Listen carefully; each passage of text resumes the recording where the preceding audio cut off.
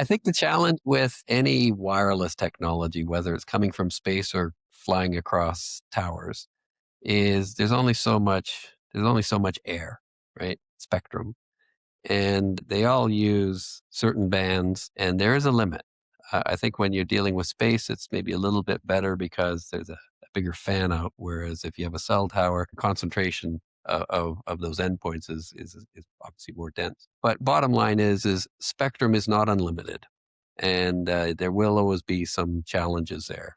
It will be kind of interesting to see when we've got too many of those low Earth orbit satellites flying around, how much, not necessarily they collide, but how that spectrum is managed around the world. Bandwidth collision than a physical collision, though we have written, Dan has expounded alarmingly on the Kessler syndrome, invoking the movie Gravity, where space debris hits something else and causes this cartwheeling Yeah. additional sets of problems. And Elon Musk has applied for putting up to 1 million new satellites up there just for Starlink, which feels like a lot.